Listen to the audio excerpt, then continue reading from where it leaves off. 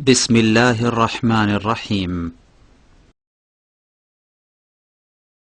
ومن أحسن قولا ممن دعا إلى الله وعمل صالحا وقال إنني من المسلمين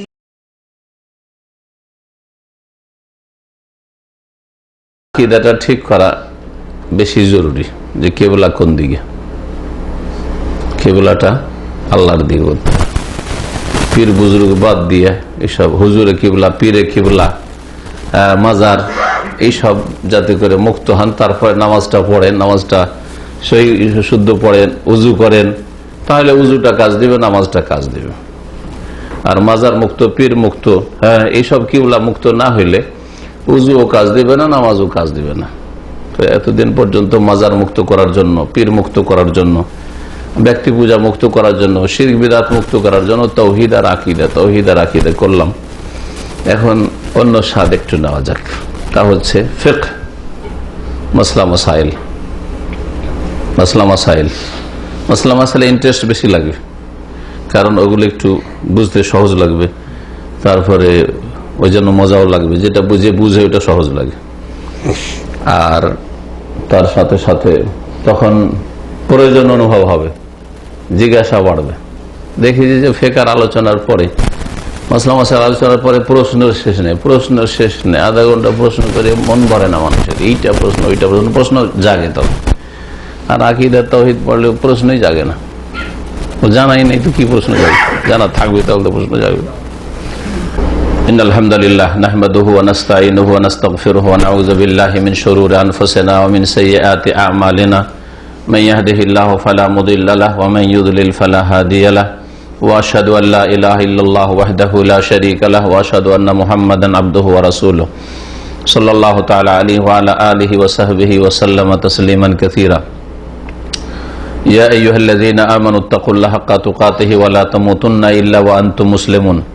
يا أيها الناس اتقوا ربكم الذي خلقكم من نفس واحدة وخلق منها زوجها وبث منهما رجالا كثيرا ونساء واتقوا الله الذي تساءلون به والأرحام إن الله كان عليكم رقيبا يا أيها الذين آمنوا اتقوا الله وقولوا قولا سديدا يصلح لكم أعمالكم ويغفر لكم ذنوبكم ومن يطع الله ورسوله فقد فاز فوزا عظيما أما بعد فإن خير الحديث كتاب الله وخير الهدي هدي محمد صلى الله عليه وسلم وشر الأمور محدثاتها وكل محدثة بدعة وكل بدعة ضلالة وكل ضلالة في النار أما بعد فأعوذ بالله من الشيطان الرجيم بسم الله الرحمن الرحيم يا أيها الذين آمنوا إذا قمتم إلى الصلاة فاغسلوا وجوهكم وأيديكم إلى المرافق وامسحوا برؤوسكم وأرجلكم إلى الكعبين। আল-আয়া। মহান আল্লাহর সমস্ত প্রশংসা যে আল্লাহ পাক রব্বুল আলামিন পাক পবিত্র এবং তিনি বান্দার পবিত্রতা পছন্দ করেন। সালাত এবং সালাম নাযিল করেন নবী মুহাম্মদ রাসূলুল্লাহ সাল্লাল্লাহু আলাইহি ওয়াসাল্লামের উপর, যার বাতলানো পদ্ধতি মোতাবেক প্রত্যেক মানুষকে অন্তরের পবিত্রতা, শরীরের পবিত্রতা, নিজের পোশাকের পবিত্রতা, যেখানে বসবাস করবে, চলাফেরা করবে, সেসব স্থানের পবিত্রতা অর্জন করা আল্লাহ পাক রব্বুল আলামিনের নির্দেশ। ওমা আতাকুমুর রাসূলু ফাখুযুহু ওয়া মা নাহাকুম আনহু ফান্তাহু। রাসূলুল্লাহ সাল্লাল্লাহু আলাইহি ওয়াসাল্লাম জীবনের প্রতিটি ক্ষেত্রে, তার একটি ক্ষেত্র হচ্ছে পাক পবিত্র থাকা। জীবনের প্রতিটি ক্ষেত্রে যা রাসূলুল্লাহ সাল্লাল্লাহু আলাইহি ওয়াসাল্লাম তোমাদেরকে দেন তা তোমরা গ্রহণ করো, ওয়া মা নাহাকুম আনহু, যা থেকে বারণ করেন তা থেকে তোমরা বেঁচে থাকো, বিরত থাকো। আমাদের আলোচনার বিষয়বস্তু আজকে প্রথম আলোচনা, নতুন আলোচনা, তা হচ্ছে ইসলামী ফিকহ সম্পর্কে। এই ফিকহ শব্দটিকে আমার দেশের লোকেরা শুদ্ধ উচ্চারণ করে না, বাংলা থেকে ফেকা করে। ইসলামী ফেকা আসলে ফেকা না, ফিকহুন মানে জ্ঞান অর্জন করা। ফিকহুন মানে ইসলাম সম্পর্কে জ্ঞান অর্জন করা।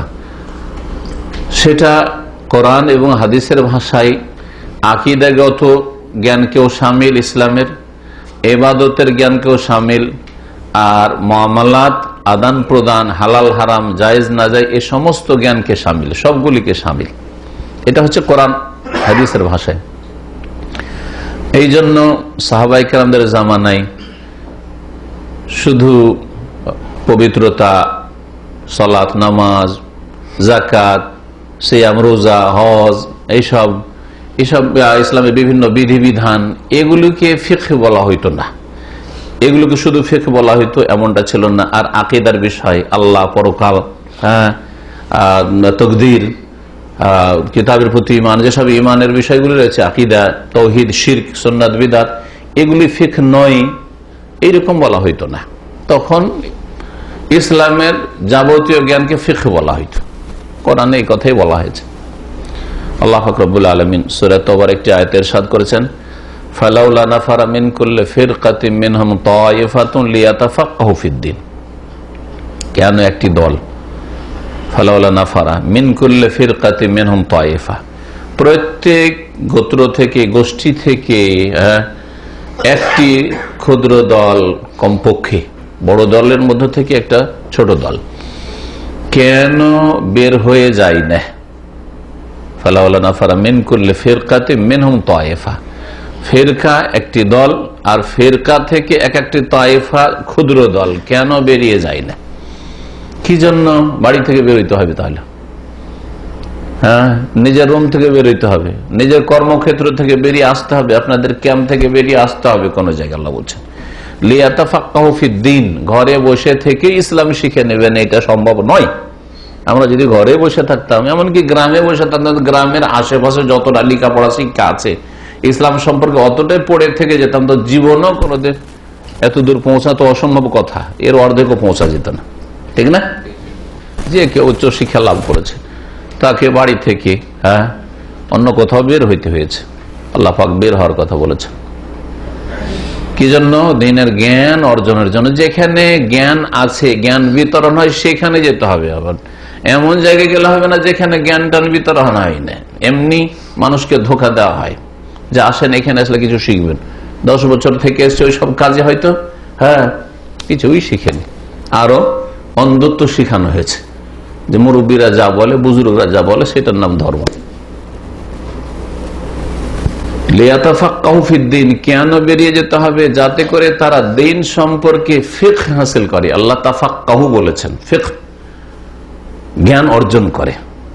এর মানে এই নয় যে ফিকহি মাসলা মাসাইলের ইলম হাসিল করে, আকীদা জানবে না, আখলাক জানবে না, না, এখানে একথা বলা হয়নি। লিয়াতাফাক্কাহু ফিদ্দীন, দ্বীনের ক্ষেত্রে। আর দ্বীন আকীদার নাম, দ্বীন ইবাদতের নাম, দ্বীন হালাল হারামের নাম, দ্বীন মৌলিক ইসলামের বিষয়ের নাম, দ্বীন যেগুলি খুঁটিনাটি মাসলা মাসাইল, ফিকহার মাসলা মাসাইল ফুকাহাদের ভাষায়, সেগুলির নাম, সবগুলির নাম দ্বীন।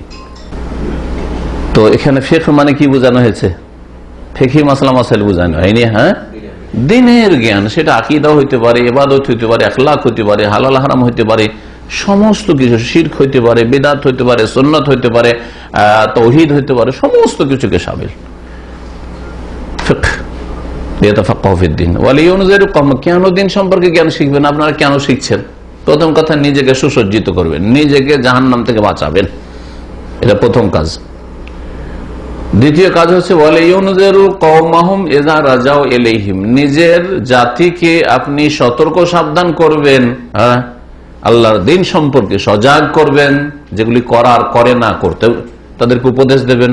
আর যেসব হচ্ছে হারাম নাজায়েজ বেঁচে থাকতে হবে কিন্তু তারা বাঁচে না ওই সব পাপাচার থেকে, সেগুলি থেকে সতর্ক করবেন।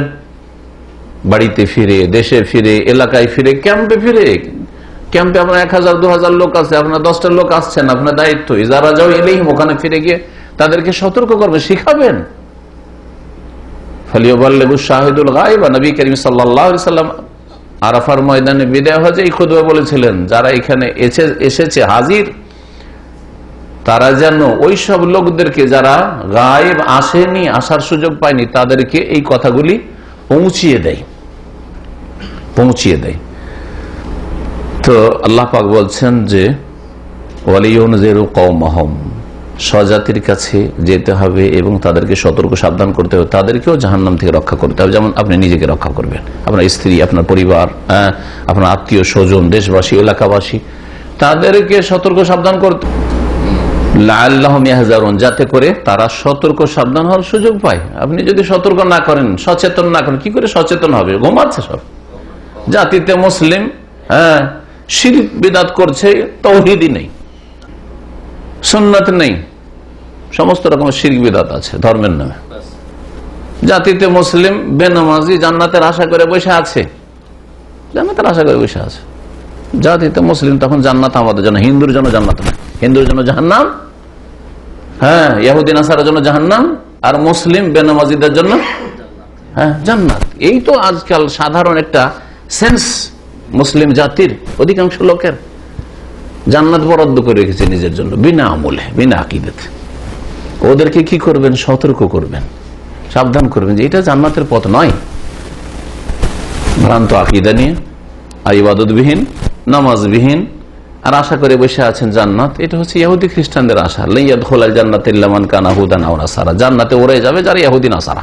ওরা বলতো, আল্লাহ বলছেন তিলকা আমানিয়ুহুম, এটা তাদের আশা আকাঙ্ক্ষা মাত্র, আর কিছু না, কিচ্ছু না। তো ফিকহ বলছিলাম, এটা ছিল কোরআন সুন্নাহর ভাষা। সাহাবায়ে কেরামদের যুগে, তাবেঈনদের যুগে, তাবা তাবেঈনের যুগে, এমনকি আইম্মায়ে কেরাম, চার ইমাম, ইমাম আবু হানিফা, শাফি, মালিক, আহমদ, ওই যুগেও আকীদাকে ফিকহ বলা হইতো। এজন্য ইমাম আবু হানিফা রাহমাতুল্লাহ আলাইহির একটি লেখনী আছে আকীদার উপর, কিতাবের নাম হচ্ছে আল ফিকহুল আকবার, বড় ফিকহ। তখন তারা আকীদাকে ফিকহ বলতো। আওয়াজ আর একটু কম করতে হবে। আকীদাকে কি বলতো? ফিকহ বলতো। কিন্তু এটা আকীদার বিষয় না, এটা উযু, নামাজ, রোজার মাসলা মাসাইলের বিষয়। পার্থক্য কেমন করে করব? তখন তারা ফিকহকে বড় আর ছোট দিয়ে ভাগ করতো, ফিকহে আকবার আর ফিকহে আসগার। ফিকহে আকবার আর ফিকহে আসগার, বড় ফিকহ আর ছোট ফিকহ। বড় ফিকহ মানে কি? আকীদা সম্পর্কে আলোচনা, আল্লাহ সম্পর্কে, আল্লাহর তাওহীদ সম্পর্কে, শিরক সম্পর্কে, দ্বীনের মৌলিক বিষয়গুলি সম্পর্কে, আখিরাত সম্পর্কে, ঈমানিয়াতের যতগুলি দিক রয়েছে সবগুলি সম্পর্কে। এগুলি হচ্ছে ফিকহে আকবার। আল্লাহ কোথায়? আরশে সমুন্নত। আল্লাহ রাব্বুল আলামিন হাত আছে কিনা, আল্লাহ রাব্বুল চেহারা আছে কিনা, এগুলি ছিল ফিকহে আকবার তাদের ভাষায়, আল ফিকহুল আকবার। আর ফিকহে আসগার, ছোট ফিকহ মানে ওযু কেমন করে করতে হবে, পানি কতক্ষণ পাক থাকবে, আর কি হলে নাপাক হয়ে যাবে, তারপরে গোসল কেমন করে করতে হবে, ইত্যাদি ইত্যাদি। এই থেকে শুরু করে নামাজের মাসলা মাসাইল, যাকাতের মাসলা মাসাইল, আর সিয়াম রোজার মাসলা মাসাইল, হজের মাসলা মাসাইল ইত্যাদি, হালাল হারামের মাসলা মাসাইল, দণ্ডবিধানের মাসলা মাসাইল, যতগুলি শরীয়তের মাসলা মাসাইল হালাল হারাম হতে পারে, এগুলি হচ্ছে ফিকহে আসগার তাদের ভাষায়। পরবর্তীকালে তখন এই ভাগ এইরকম করে না করে নতুন একটা পরিভাষা আসলো। আকীদার বিষয়গুলি, যেগুলো দ্বীনের মৌলিক বিষয়, সেগুলিকে আর ফিকহে আকবার না বলে কি বলতে লাগলো? আকায়েদ, এগুলো ইসলামী আকীদা। আর যেগুলি, যেটাকে ফিকহে আসগার বলা হইতো চার ইমামের যুগে বা তারপরেও কিছুদিন ধরে, সেটাকে তখন কি বলতে শুরু করা হইলো? ফিকহ। তখন ফিকহের সাবজেক্ট তখন। তাহলে বর্তমানে আমরা যে ফিকহের আলোচনা করব কোন ভাষায়? পরবর্তীকালের টার্মে। ফিকহ মানে হচ্ছে আকীদার মাসলা আলোচনা করব না। কিসের মাসলা আলোচনা করব? যেসব বিভিন্ন ইবাদত বন্দেগী আছে, শরীয়তের হালাল হারাম আছে, শরীয়তের বৈধ অবৈধ বিষয় রয়েছে, খুঁটিনাটি যেসব মাসাইল রয়েছে, এইসব মাসাইল আলোচনা করব। আর প্রথম শুরু হবে তাহারাত থেকে, পবিত্রতা থেকে। প্রথম শুরু হবে পবিত্রতা থেকে। পবিত্রতার দুটো দিক আছে। পবিত্রতা একটা হচ্ছে অন্তরের, কলবের পবিত্রতা, ভেতরের পবিত্রতা। একটা হচ্ছে বাহিরের পবিত্রতা। ভেতরের পবিত্রতার সম্পর্ক আকীদার সাথে, তাই না? ভেতরকে পবিত্র করতে হবে কি থেকে? শিরক থেকে, বিদআত থেকে, সংশয় থেকে, অস্বীকার থেকে, কুফরি থেকে, ঈমান ভঙ্গকারী বিষয়গুলি থেকে, নওয়াকিজে ঈমান, নওয়াকিজে ইসলাম থেকে। এগুলো আকীদার বিষয়। তাহলে ঠিক আছে। তো ভিতরের পবিত্রতা অর্জন হবে আকীদার পরিশুদ্ধির মাধ্যমে বা সহি আকীদার মাধ্যমে।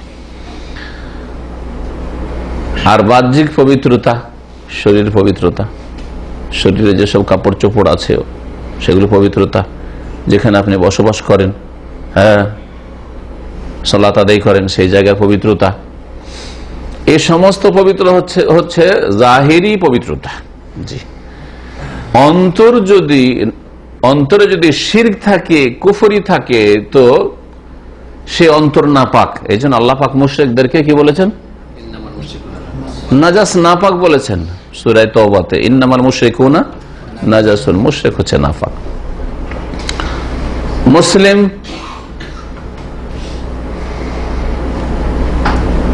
পাক, তাই না?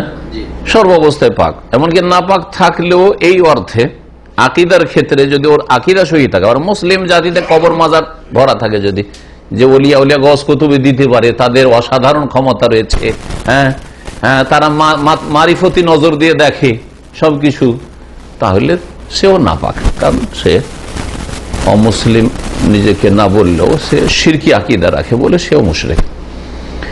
তো মুশরিক হচ্ছে, যে কোন মুশরিক হচ্ছে নাপাক। পক্ষান্তরে মুআহিদ, তাওহীদ প্রতিষ্ঠাকারী মুসলিম হচ্ছে পাক, যে কোনো সময়, সবসময় পাক। গোসল ফরজ থাকলেও এই অর্থে পাক, হ্যাঁ, উযু না থাকলেও এই অর্থে পাক। কিন্তু আর একটা অর্থ হচ্ছে যে আপনার শরীরটা নাপাক হয়ে আছে, যার কারণে আপনি সালাত আদায় করতে বাধাগ্রস্ত। আপনার আকীদা, কলব তো পাক আছে, কিন্তু শরীরটা কি আছে? নাপাক হয়ে আছে। এই নাপাকিকে আরবি ভাষায় হাদাস বলে। কি বলে? হাদাস বলে। এটা হচ্ছে বড় হাদাস, আবার হাদাস আকবার, বড় হাদাস। যদি গোটা শরীর নাপাক থাকে, মানে গোসল ফরজ আছে, স্বপ্নদোষ হয়েছে, সহবাস হয়েছে, মাসিক হয়েছে, যে মাসিক বন্ধ হয়েছে কিন্তু গোসল হয়নি, বাচ্চা ভূমিষ্ঠ হওয়ার পরে ব্লিডিং হয়েছে, নেফাস এসছে, তারপরে গোসল হয়নি, তাহলে এগুলো কি হয়ে আছে? বড় হাদাস হয়ে আছে, বড় নাপাকি হয়ে আছে। আর উযু নেই, আর এক মুসলিম না, তারপর গোসল ফরজ হয়নি, কিন্তু উযু নেই, বিনা উযুতে আছে, সে পাক। দুই অর্থে পাক। সে যেহেতু মুসলিম, মুআহিদ, মুশরিক নয়, সেই জন্য সে পাক, তার কলব হৃদয় পাক। তার উপর গোসল ফরজ নাই, সেই জন্য হাদাস আকবার থেকে পাক, সে পাক। কিন্তু তার যে উযু নেই, এই অর্থে যখন ধরবেন তখন সে কি বলবেন? না, পাক আছে, এখন আমি এই অবস্থায় নামাজ পড়তে পারছি না, উযু নেই আমার, ঠিক না? জি হ্যাঁ। তাহলে আশা করি বুঝতে পারে অন্তরের নাপাকি, আর একটা হচ্ছে বড় নাপাকি শরীরের, আর আরেকটা হচ্ছে ছোট নাপাক হাদাস আসগার শরীরের। জি।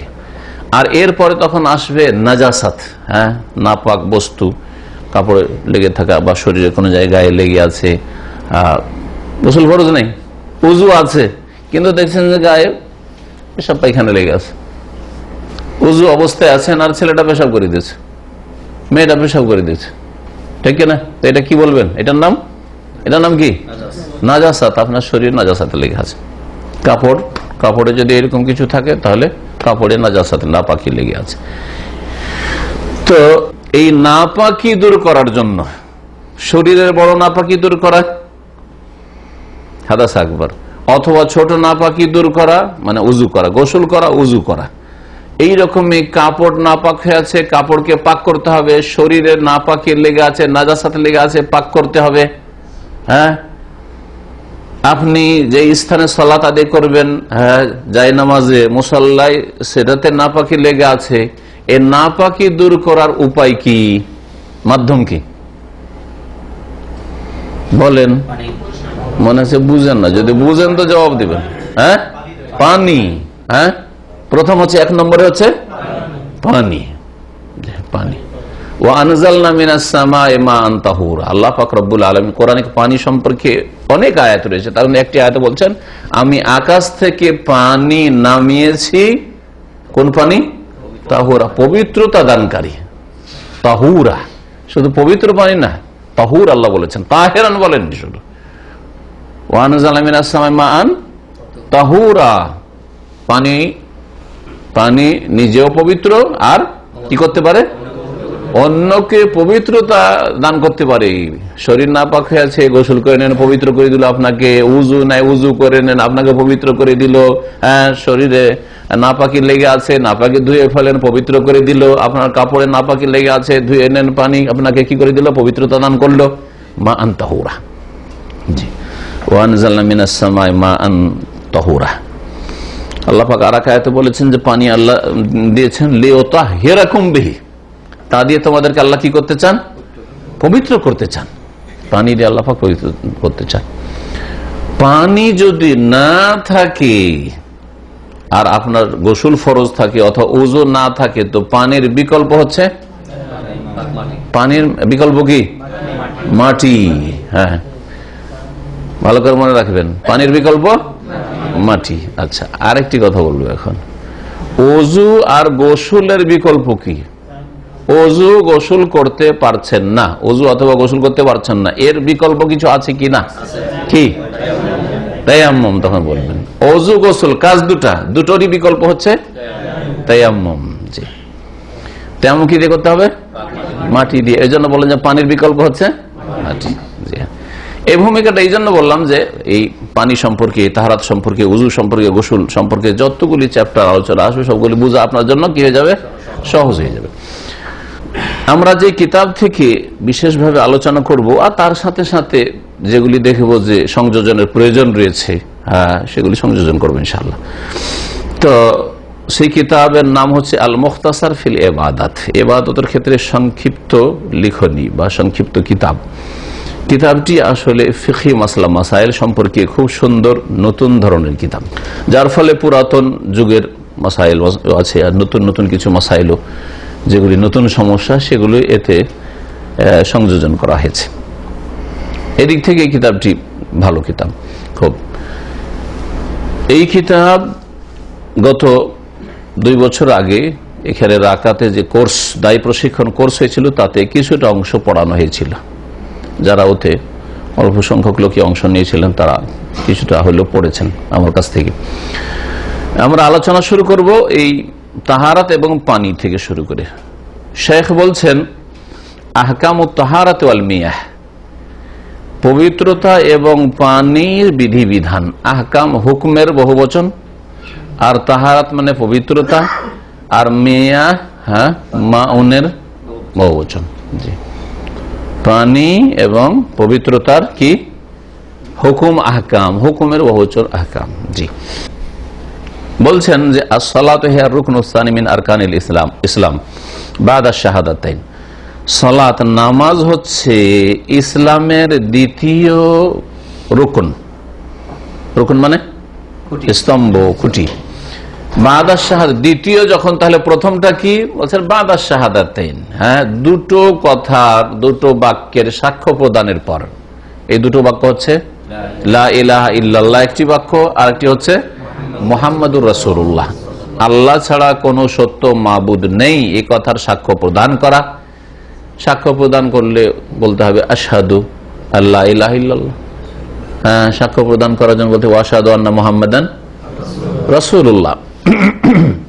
তো একজন মুসলিমের ইসলামী জীবনে ইসলামের প্রথম খুঁটি হচ্ছে এই দুটো বাক্যের সাক্ষী দেওয়া, লা ইলাহা ইল্লাল্লাহর সাক্ষী দেওয়া, আর মুহাম্মদ হচ্ছেন রাসূলুল্লাহ, আল্লাহ পাকের রাসূল, এই কথার সাক্ষ্য প্রদান করা। তারপরে দ্বিতীয় খুঁটি হচ্ছে সালাত, না 5 ওয়াক্ত সালাত। হ্যাঁ, যদি বলেন সালাত, তো যারা সপ্তাহে জুমা পড়ে তারা বলছে সালাত। আপনি তো সালাত বলেছেন, আমি তো নামাজ পড়ি, জুমা পড়ি, তাতে আমার খুঁটি ঠিক আছে। বলবে না? বলবে না? আর যারা দিনে 1 ওয়াক্ত 2 ওয়াক্ত 3 ওয়াক্ত, মাঝে মধ্যে 5, মাঝে 3, মাঝে মধ্যে পড়ে না, তারা তো বলবে যে আমি ভাই নামাজ পড়ি, আপনি তো শুধু নামাজ বলেছেন। তাহলে এইভাবে বলা ঠিক নাই। নামাজ না, খামসু সালাত বলতে 5 ওয়াক্ত নামাজ হচ্ছে ইসলামের খুঁটি। 4 পড়ছেন, ফজর পড়ছেন না, আপনার খুঁটি ঠিক নেই। আপনার খুঁটিকে আপনি নিজে ধ্বংস করছেন। ভালো করে বুঝেন। ওয়াহি আল ফারিকাতু বাইনাল মুসলিম আল কাফির, এখানে সালাতের গুরুত্ব দেখাচ্ছেন। কারণ সালাতের গুরুত্ব যখন বুঝবেন, নামাজের যখন গুরুত্ব বুঝবেন, তখন আপনি ওযু, পবিত্রতা আর পানির গুরুত্ব বুঝবেন। যার কাছে নামাজের গুরুত্ব নেই ওর কাছে আবার উজুর কি গুরুত্ব আছে? বেনামাজি কোনদিন শখ করে উজু করে নাকি? না, অনেক ফরজ গোসলও করে না। যদি রুচি বিকৃত হয়ে যায় তো গোসলও করে না। ও নাপাক থাকলে অসুবিধা, সারাদিন নাপাক আছে, অনেক সুবিধা আছে তার জন্য। কিন্তু একজন মুসলিম যে নামাজি, সে নাপাক থাকতেই পারে না। ফজরের আগে তাকে গোসল করতেই হবে। গোসল করতে পারলে, গোসল করতে পারছে না, আমাকে পবিত্রতা অর্জন করতেই হবে। অসুস্থ অথবা পানি পাচ্ছে না, আমাকে পাক হইতেই হবে, মাটি দিয়েও পাক হইতে হবে। কিন্তু বেনামাজির তো ওইসব মাথার ব্যথা নাই। তাহলে যে নামাজেরই গুরুত্ব বুঝবে না, তার জন্য অজু, গোসল এগুলি কোনো গুরুত্ব রাখে না।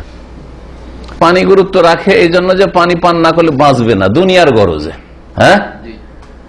আখেরাতের গরজে অথবা দিনের গরজে পানির কোনো দরকার নেই। তার পানি ছাড়া যদি বাঁচতে পারতো তো বলতে আমার পানির দরকার নেই, বলতো না? জি হ্যাঁ। তো তাই বলছেন যে ওয়াহিয়াল ফারিকাতু বাইনাল মুসলিম আল কাফির, এই সালাত নামাজই হচ্ছে মুসলিম আর কাফেরের মাঝে পার্থক্যকারী। নামাজি মুসলিম এখানে বসে আছে, একামত হচ্ছে, নামাজ হয়ে গেল, জামাত হয়ে গেল, নামাজ পড়ে না, অথবা ঘরে বসে আছে, বাইরে বসে আছে, যেখানে বসে থাকে না, নামাজ পড়ে না, অস্বীকার না, পড়ে না, অবহেলা করে গাফিলতি, পড়ছি পরে পড়বো, সময় আছে মেলা, সে মুসলিম নয়, কাফের। এটা আল্লাহর কথা, এটা হচ্ছে রাসূলুল্লাহ সাল্লাল্লাহু আলাইহি ওয়াসাল্লামের কথা, এটা সাহাবায়ে কেরামদের ইজমা। সৌদি আরবের একজন বড় শেখ আব্দুল আজিজ তুরাইফি বর্তমান বেঁচে আছেন। আল্লাহ পাক তার বালা মুসিবত দূর করেন, তার হেফাজত করেন। এবং তিনি, তার কথা এই জন্য বলছি, খুব বেশি বয়স না, কিন্তু তিনি কুতুবুস সিত্তার হাফেজ, 6টি হাদিসের প্রসিদ্ধ কিতাবের হাফেজ, বুখারী, মুসলিম, আবু দাউদ, নাসাই, তিরমিজি, ইবনে মাজাহ, এই সব কিতাবের হাফেজ। জি হ্যাঁ, ওনার একটা লিখনী পড়লাম, ওনার সিফাতু সালাতুন নবী সাল্লাল্লাহু আলাইহি ওয়াসাল্লামের নামাজের পদ্ধতি বা তরিকার উপর একটি কিতাব আছে। তাতে তিনি বলছেন যে যেসব মাসলা মাসাইলে সাহাবায়ে কেরামদের ঐক্যমত ছিল, তারপরে যদি কেউ দ্বিমত করে থাকে, সেই দ্বিমত কোনো মূল্য রাখে না। গুরুত্বপূর্ণ কথা। সাহাবীরা যারা সরাসরি রাসূলুল্লাহ সাল্লাল্লাহু আলাইহি ওয়াসাল্লামের কাছে দ্বীন শিখেছেন, তারা যদি কোনো ক্ষেত্রে একমত হয়ে যান, তো তাবেঈন, তাবেঈনের যুগে যদি দুই মত হয়, তো ওটা আমাদের কাছে কোনো গুরুত্ব রাখে না। কারণ ডাইরেক্ট যারা রাসূলুল্লাহ সাল্লাল্লাহু আলাইহি ওয়াসাল্লামের কাছে দ্বীন শিখেছেন, তারা একমত কোন একটি বিষয়। হ্যাঁ, তখনই যদি ইখতিলাফ থেকে থাকে, তাহলে তখন ইখতিলাফের হয়তো অধিকার আছে, যে আপনি একজন আলেম এটা পছন্দ করলেন যে এইটাই ঠিক, আর আমি বললাম যে না ভাই এইটা ঠিক। বুঝতে পারছেন? সাহাবায়ে কেরামদের ইজমা ছিল, কানু লা ইয়ারাউনা শাইআম মিনাল আমালি তারকুহু কুফরুন গায়রাস সালাহ।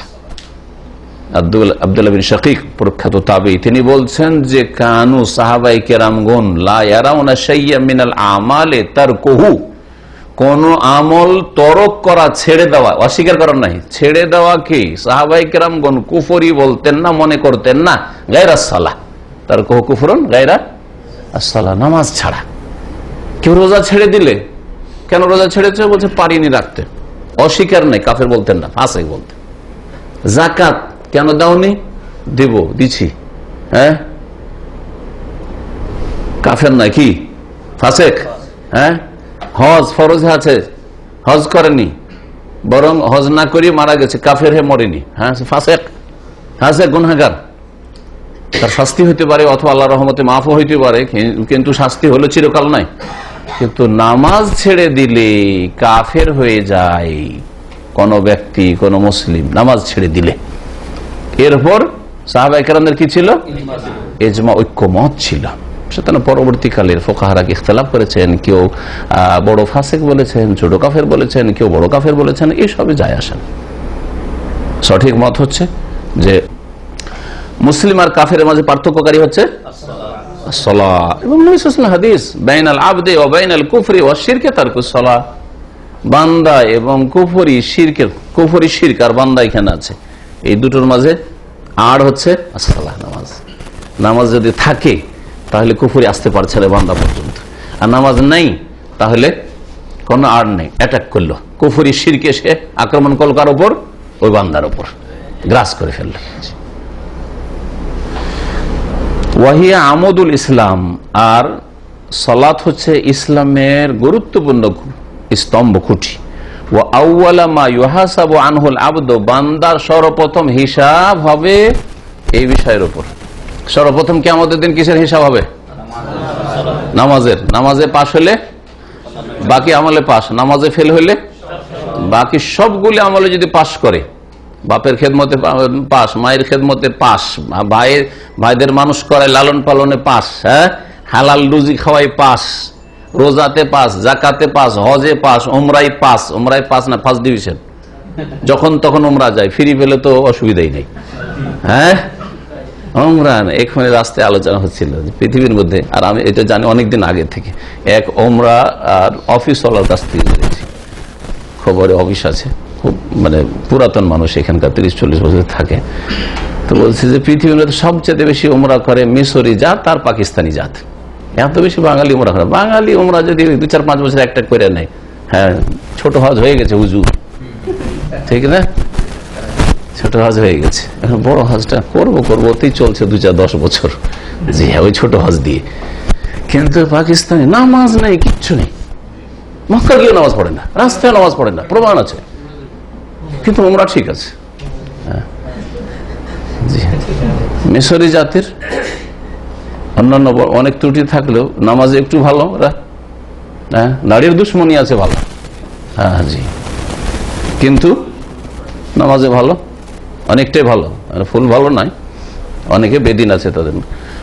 আর উমরাতেও ভালো, হজ উমরাতেও ভালো, বেআইনি এত কড়াকড়ি আইন। তারপরে এই বছর আমার এক প্রতিবেশী বছরই একই মসজিদ নামাজ পড়ে, বেআইনি হজে গেছে এবার, আর হজ করে সহি সালামত চলে এসছে, আল্লাহ বাঁচিয়ে দিয়েছে, লাগেনি তার, হ্যাঁ, কি বাসমার ফিঙ্গারপ্রিন্ট নেওয়া হয়নি, না হলে তো এক্সিট লেগে যেত।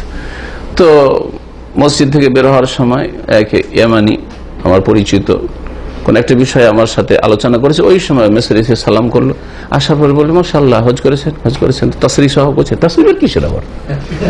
মিশরি বলছে এই বড় বড় দাড়ি, আবার দাড়িও আছে, কিন্তু শরীয়ত বুঝে না, জাহেল।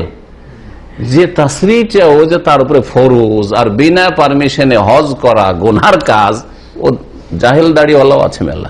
আমাদের দেশে বাঙালি একটা রোগ আছে, বাঙালি কেন রোগ হবে, আরবদের মধ্যে এই রোগ পয়দা হয়ে গেছে, দাড়ি দেখলে ফতোয়া জিজ্ঞেস করে। দাড়ি নিয়ে হজ মৌসুমে গেলে বালা মুসিবতে পড়ে যাবেন যদি ইলম না থাকে। হ্যাঁ রে, এমন ভাবে ঘেরা নেই হারাম সাহেব, মুমকিন ফতোয়া, মুমকিন ওয়াহিদ ফতোয়া, হ্যাঁ, বুঝতে পারছে না, আশ্চর্য হয়ে যাবেন। তো দাড়ির সাথে সাথে এলেমও রাখতে হবে, তাই বলে আবার চিন্তা করিয়েন না যে আমার তো এলিম কালাম নাই, দাড়ি রাখবো না, এরকম করিয়েন না। যতদিন দাড়ি রাখছেন, দাড়ি না রাখছেন, কন্টিনিউ গুনাহ হচ্ছে, এটা কন্টিনিউ গুনাহ 24 ঘন্টা। আর মিথ্যা কথা বললে 1 সেকেন্ডের জন্য একটা মিথ্যা কথা বলে তখনই গুনাহটা হইলো নাকি? কিন্তু দাড়ি মুন্ডন করে আসবেন, তারপরে যতক্ষণ দাড়ি বড় না হবে ততক্ষণ পর্যন্ত চলতি আছে। ঘুমের সময় গুনাহ হয় না, তাই না? দাড়ি মুন্ডন করে এসে শুয়ে গেলেন, ঘুমের সময় আর গুনাহ হয় না নাকি? গুনাহ চলতি আছে, গুনাহ চলতি আছে, বুঝবেন ভালো করে বিষয়টা, তো হালকা বিষয় নাই। দাড়ি রাখা ওয়াজিব, দাড়ির উপর আমার একটা আলোচনা আছে, শুনবে। দাড়ি রাখা ওয়াজিব, এর উপর আলোচনা আছে 2 ঘন্টা। তো কি বলছিলাম, হ্যাঁ, ফিরে আসি আসল বিষয়ের দিকে। নামাজের হিসাব আগে হবে। হজে পাশ করে লাভ নেই, আইনি বেআইনি যদি আইনসম্মত যদি হজ করেন, 10-20টা হজ করেন, আর নামাজ 5 ওয়াক্ত ঠিক না হয়, তাহলে পাশ করতে পারবেন না। আর ফেল মানে জান্নাত নাকি? ফেল জাহান্নামে যাবে, যে ফেল সে জাহান্নামে যাবে, সুতরাং বেনামাজি জাহান্নামে যাবে। এটা হচ্ছে কোরআন এবং হাদিসের কথা। আল্লাহকে ভয় করেন যারা আধা নামাজি, আল্লাহকে ভয় করেন, কারণ অন্তরে ভয় আছে, সেজন্য 4 ওয়াক্ত নামাজ পড়ছেন। কথা ঠিক কিনা? যারা অন্তরে একেবারে ভয় নেই, 5 ওয়াক্ত নামাজই পড়েন না, কিন্তু যে 4 ওয়াক্ত পড়ছেন, ফজর পড়ছেন না, সূর্য ওঠার পরে পড়ছেন, এভাবে নামাজ তো কবুল হবে না। আপনার অজ্ঞতা, না হয় অবহেলা, হ্যাঁ, গাফিলতি, উদাসীনতা, এসব আপনার মধ্যে রয়েছে, হ্যাঁ, অথবা অন্তরের, হ্যাঁ, অন্তর কঠিন হয়ে গেছে, শক্ত হয়ে গেছে, সেজন্য এরকম অবস্থা আপনার। তো আল্লাহর রাস্তায় যখন আপনার চিন্তা আছে আখিরাত বলে, তাই আপনি 4 ওয়াক্ত পড়ছেন বা নামাজ পড়ার চেষ্টা করছেন, তাহলে 5 টাইম পড়েন, কারণ আল্লাহ 5 ফরজ করেছেন। ফাইন সাহাত ওয়া কবিলাত কবিলা সাইর আমালিহি, তাই লেখক বলছেন যদি নামাজ সহি শুদ্ধ হয়, তাহলে সহি শুদ্ধ নামাজ পড়তে হবে। নবীর তরিকার নামাজটাও শিখেন, এই নামাজ ইনশাআল্লাহ শিখবেন, সেই জন্য আগে ওযু আর পানি সম্পর্কে আলোচনা শুনবেন। কারণ নামাজ যদি সহিশুদ্ধ না হয়, পড়লেন কিন্তু সহিশুদ্ধ হইল না, রাসূলুল্লাহ সাল্লাল্লাহু আলাইহি ওয়াসাল্লামের নামাজ হইল না।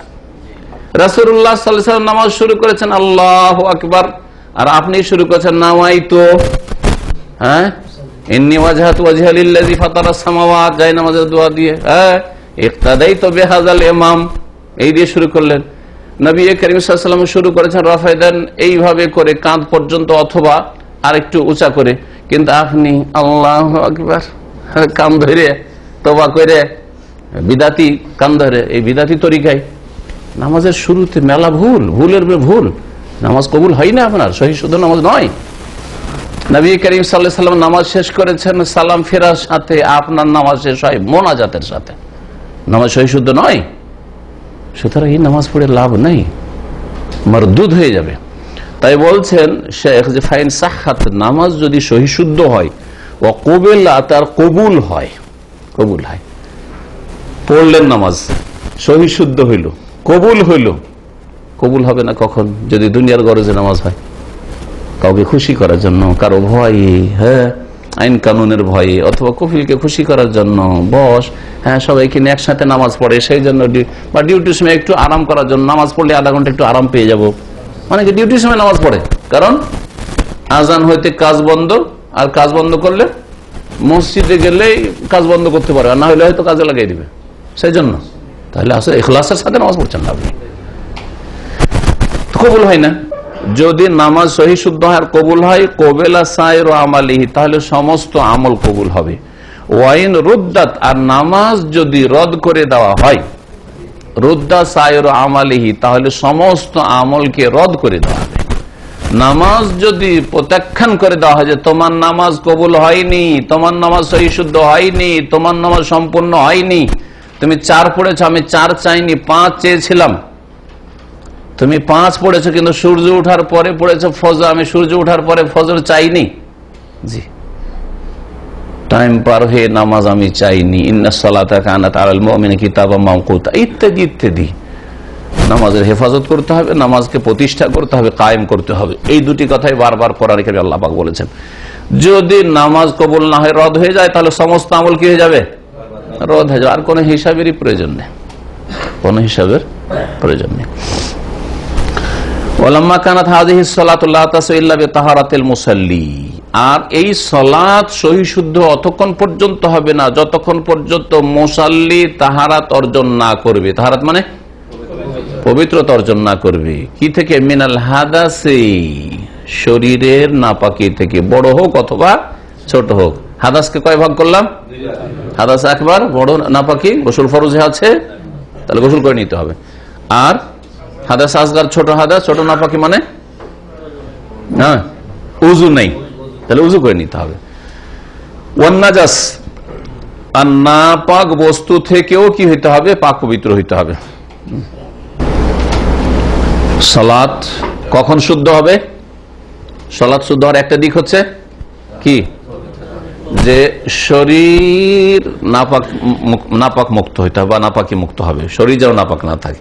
আর নাজাস, নাপাক বস্তু মুক্ত হইতে হবে, শরীরে যেন কোনো নাপাক বস্তু না লেগে থাকে, শরীরের ওপর যে পোশাক আছে সেই পোশাকে যেন কোনো নাপাক বস্তু না লেগে থাকে, যেই জায়গায় সালাত আদায় করেছেন সেই জায়গায় যাতে করে কোনো নাপাক বস্তু না থাকে, এ হচ্ছে নাজাস, নাজাসা। তাহলে হাদাস আর নাজাস বুঝতে পারলেন।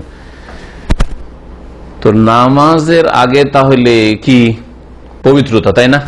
যখন পবিত্রতা, আর পবিত্রতার জন্য পানি লাগে, আর পানি না হয় মাটি, তো এই বিষয়গুলি নামাজের আগে আলোচনা করা প্রয়োজন কিনা?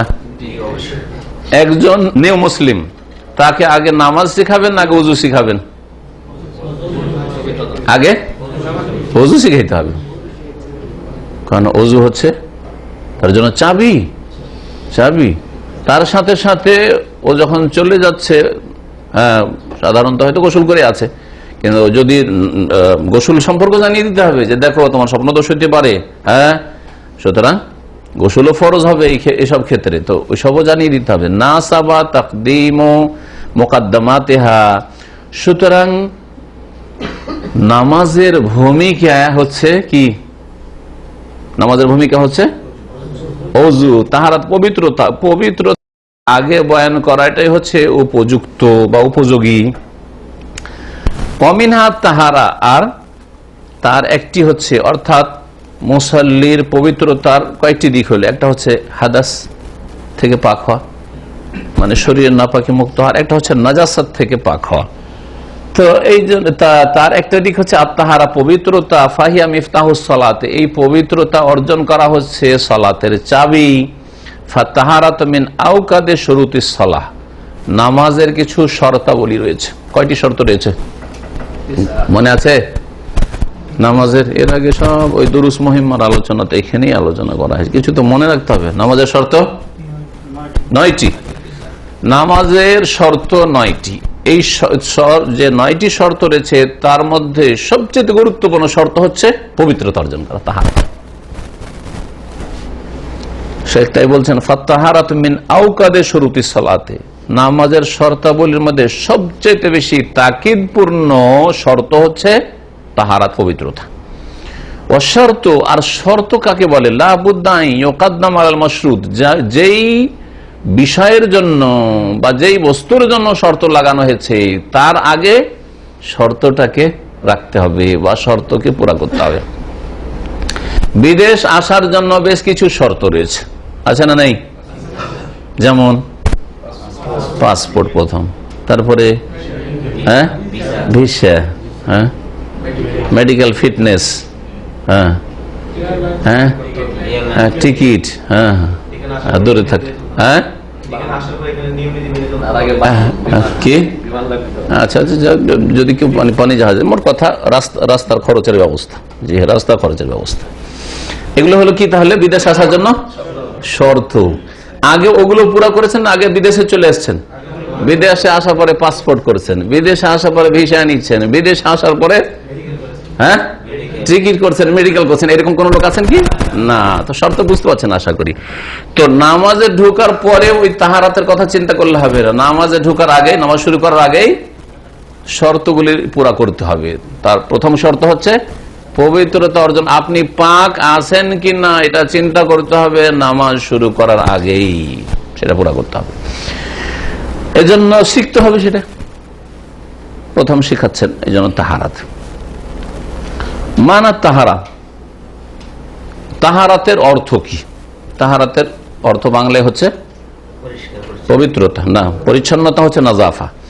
তাহারাতের শাব্দিক অর্থ করবেন, তারপরে শরীয়তের অর্থ করবেন। বলছেন আত-তাহারাত লুগাতান, তাহারা শব্দটির আবিধানিক অর্থ হচ্ছে আন-নাজাফাতু ওয়ান-নাজাহাতু আনিল আকজারিল হিসসিয়াত ওয়াল মানবিয়াত, পরিষ্কার পরিচ্ছন্নতা। যেমন নাজাফা নাজাহা বলেছেন, এই জন্য বললাম আমি বাংলায় দুটো বললাম, পরিষ্কার পরিচ্ছন্নতা, পাক পবিত্র হওয়া। আনিল আকজার, কাজেরুনের বহু বচন হচ্ছে আকজার। আকজার মানে যেগুলি নোংরা নাপাক বস্তু, নাপাক বস্তু হতে, সেটা অনুভূত হোক অথবা আভ্যন্তরীণ হোক, অনুভূত অথবা আভ্যন্তরীণ নাপাক বস্তু হতে পরিষ্কার পরিচ্ছন্ন হওয়া, পাক পবিত্র হওয়া, এটা হচ্ছে কি তাহারাত। তাহারাতের শাব্দিক অর্থ। অনুভূত কি জিনিস? অনুভূত মানে হয় দেখা যাচ্ছে, নয় শোনা যাচ্ছে, অনুভূতির যেগুলি ইয়ে রয়েছে, মানে মানুষের অঙ্গ প্রত্যঙ্গ রয়েছে, জি, যা মানুষ অনুভব করে, ছুঁয়ে ঠান্ডা না গরম, এটা হচ্ছে অনুভূতি। সঙ্গে গন্ধ, পায়খানার গন্ধ বুঝতে পারছেন, পেশাবের গন্ধ বুঝতে পারছেন, পানি না পেশাব দেখি ভিজা আছে, পানি হলে তো গন্ধ পাবেন না, কিন্তু পেশাব হলে পেশাব গন্ধ পাবেন, তাহলে অনুভূত। চোখ দ্বারা দেখতে পাচ্ছেন, দেখছেন যে পেশাব করলো, বা দেখছেন যে এটা পায়খানা, অনুভূত। তাহলে জি, ওয়াল মানবী আভ্যন্তরীণ, আভ্যন্তরীণ নাপাকি, ভিতরে বোঝা যায় না। স্বপ্ন দোষ হয়েছে, গোসল ফরজে আছে, বোঝার আছে কিছু নাকি? কিছু বোঝা যাচ্ছে? আপনার গায়ে কিছু লেগে আছে, আপনি টের পেয়েছেন।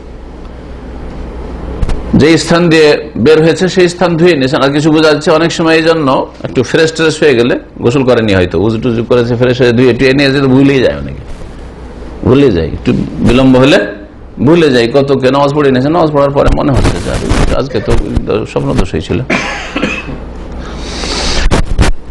আভ্যন্তরীণ নাপাক, উজু নেই, বুঝার আছে কিছু, অনুভূত নাইট, এগুলো হচ্ছে মানবী। হ্যাঁ, তো মানবী আভ্যন্তরীণ অথবা অনুভূত নাপাক বস্তু থেকে কি হয়, পাক পবিত্র হওয়া বা পরিষ্কার পরিচ্ছন্ন হওয়া হচ্ছে তাহারাতের শাব্দিক অর্থ। ও মানাহাসার আন, শরীয়তের পরিভাষায়, শরীয়তের পরিভাষা মানে ইসলামিক টার্মে তাহারাত কাকে বলে? বলছেন ইরতিফাউল হাদাস ওয়া জাওয়ালুন নাজাস। হাদাস মানে কি বললাম? হাদাস মানে কি? ওযুবিহীন অথবা গোসলবিহীন থাকা। আপনি ওযুবিহীন আছেন অথবা গোসলবিহীন আছেন, হ্যাঁ, এটা এই অবস্থাটা দূর হয়ে যাও, উঠে যাও।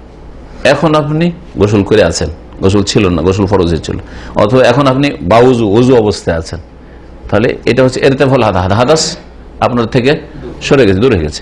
ওয়া জাওয়ালুন নাজাস, নাপাক বস্তুকে দূর করা। নাপাক বস্তু, পায়খানা লেগেছিল, রাস্তা দিয়ে চলছেন, দিল কোনো কিছু পাখিতে পায়খানা করে, হ্যাঁ, বা বাচ্চার পেশাব পায়খানা, পায়খানা দূর করলেন, জাওয়াল দূর করে দিলেন। যেই জায়গায় আপনি সালাত আদায় সেই জায়গা থেকে নাপাকি দূর করে দিলেন, জাওয়াল, এর নাম হচ্ছে তাহারাত। নাপাক ছিল, যখন দূর করে দিলেন কি হয়ে গেল? তাহির। হ্যাঁ, তাহির হয়ে গেল। শরীয়তের পরিভাষা, শরীয়তের পরিভাষা মানে তাহলে বোঝা গেল যে নবী করিম সাল্লাল্লাহু আলাইহি সাল্লাম আসার আগে এ উজুর সংজ্ঞা আর তাহারাতের সংজ্ঞা এটা ছিল না। তাহারাত শব্দ, তাহরা এই শব্দটি আরবি ভাষায় ছিল। আরব মুশরিকরাও হাজা তাহের, এই পবিত্র এই অপবিত্র, কিন্তু উজু করলে তাহের হয় আর গোসল ফরজ গোসল আদায় করলে তাহের হয়। এই পরিভাষাগুলি তাহলে জাহিলিয়াতের যুগে ছিল না, ইসলাম আসার পূর্বে ছিল না, ঠিক কিনা? এটা হচ্ছে শরীয়তি পরিভাষা বলার অর্থ। যেমন সলাৎ শব্দটি, সলাৎ মানে সম্পর্ক, আল্লাহর সাথে সম্পর্ক, সেই জন্য সলাৎকে সলাৎ বলা হয়। সলাৎ মানে সম্পর্ক, সেলাতন থেকে। এই শব্দটি তো আরবি ভাষায় ছিল, কিন্তু তাকবীরে তাহরিমা দিয়ে শুরু হয় আর সালামের সাথে শেষ হয়। বেশ কয়েকটি ইবাদত, দাঁড়ানো, কিয়াম, রুকু, সুজুদ, রুকু থেকে উঠে দাঁড়ানো, তারপরে দুই সিজদার মাঝখানে বসা, বৈঠক, হ্যাঁ, তাশাহুদের, এসব মিলে এসবের সমষ্টির নাম হচ্ছে সালাত। এটা কি? এটা হচ্ছে শরীয়তের পরিভাষা, এটা হচ্ছে শরীয়তের পরিভাষা। এটা তাহলে দুটো কথা আসলো, লেখক বলছে ইরতিফাউল হাদাস, আপনার শরীর নাপাক ছিল, নাপাকি দূর হয়ে যাওয়া। ইয়াহসুলু বিইস্তেমালিল মাই, পানি ব্যবহার করলে এটা হাসিল হয়। পানি ব্যবহার করলে মা আন-নিয়াতে ফি জামিল বাদান, নিয়ত করে যদি গোসল ফরজ হয়ে থাকে তাহলে ফি জামিল বাদান, গোটা শরীরে, ইনকান হাদাসান আকবার, বড় নাপাকি হইলে, আওফিল আযাইল আরবা, অথবা বিশেষ করে 4টি অঙ্গের ওপর, হ্যাঁ, পানি প্রবাহিত করা, পানি ব্যবহার করা, ইনকান হাদাসান আসগার, যদি ছোট নাপাকি হয়। আও ইস্তেমালু মা ইয়ানুবু আনিল মা, অথবা পানির বিকল্প যেটা সেটা ব্যবহার করা, ইনদা আদামেহি, যদি পানি না পাওয়া যায়। পানির বিকল্প কি বললাম একটু আগে? মাটি ব্যবহার করা। তাহলে যখন কি পাবেন না, পানি পাবেন না, পানি থাকলে কি মাটি ব্যবহার করা যাবে? বাংলাদেশে অনেকে মূর্খ এই ফতোয়া উল্লেখ করে যে জানাজার জামাত শুরু হয়ে গেছে, ছুটে যাবে, তখন দৌড় দিয়ে গিয়ে তেমন করে ঢুকে গেল জানাজা। জাহেলদের কাজ এটা। এটা কোনো ফোকাহা বলে না, না হানাফি ফোকাহা বলছে, না শাফি, না মালিকি, না হাম্বলি, কেউ বলে না, না কোরআন হাদিস বলছে।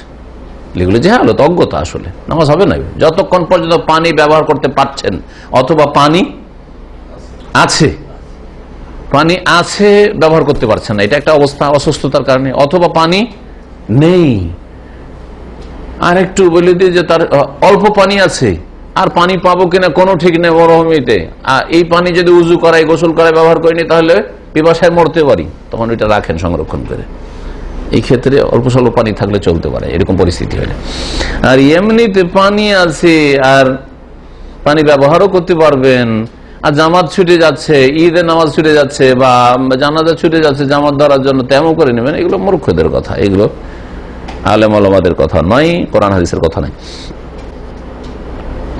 আও হুসুলুল মাশাক্কাতি ওয়াল হারাজ ইনদা ইস্তেমালিহি, হয় পানি পাওয়া যাচ্ছে না অথবা কষ্ট রয়েছে পানি ব্যবহার করলে। পানি ব্যবহার করলে কি হয়ে যাবে? কষ্ট হয়ে যাবে। কেমন কষ্ট হয়ে যাবে? শীতের দিনে কাকে কষ্ট লাগে না উজু করতে গোসল করতে? সবাইকে লাগে। সাধারণ কষ্ট না, এমন কষ্ট যেই কষ্টের কারণে রোগ বেড়ে যাবে বা রোগাক্রান্ত হয়ে যাবে। দুর্বল মানুষ, রোগী নেই, কোন রকম উঠেছে বা সুস্থ আছে মোটামুটি এখন, কিন্তু এত মানে ওকে ঠান্ডা লাগে যে ঠান্ডা পানি ব্যবহার করলেই অসুস্থ হয়ে পড়বে।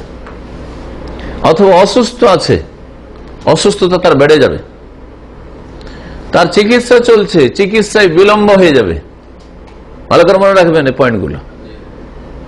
অথবা প্রাণনাশের ভয় আছে, প্রাণনাশের মাথা জখম হয়ে আছে, আর গোসল ফরজ আছে, স্বপ্ন এসেছে, যদি পানি ঢেলে দেয়, হ্যাঁ ব্যান্ডেজ ফ্যান্ডেজ কিছু করেনি, দিল পানি ঢেলে, পানি যদি ক্ষতে পৌঁছে যায় তো মরে যাওয়ার আশঙ্কা আছে কি নাই?